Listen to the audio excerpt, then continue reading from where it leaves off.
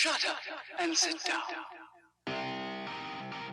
Tai yra virtuali papildoma ugdymo programa skirta meno, kultūros, kūrybos žmonėms. Čia prisiminsime, ką tokio žmogus gali sukurti, ko niekada nesugalvos dirbtinis intelektas. Į meno ir kultūros dalykus žiūrėsime nelengvabūdiškai ir ne visai tipiškai.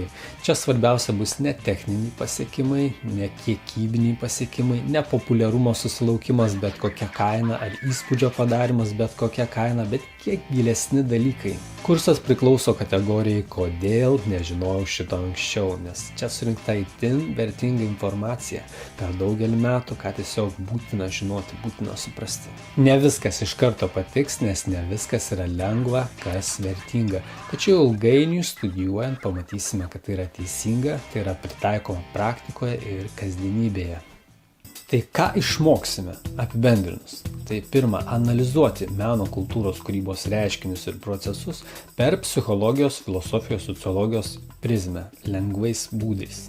Antras dalykas tai taikyti psichologijos, filosofijos, sociologijos žinias kūrybos ir kultūros procesuose. Ir trečias dalykas tai yra išmoksim tai taikyti savo asmeninėme gyvenime, ugdant savo asmenybę, įskaitant psichologinį atsparumą, kas itin būtina jautrioms ir kūrybingoms asmenybėms ir įskaitant gebėjimą atskirti, kokie kūrybiniai ar kiti sprendimai, kokias pasekmes duoda ne tik visuomeniai ar kitiems žmonėms, bet ir pačio kūrėjo gyvenimui.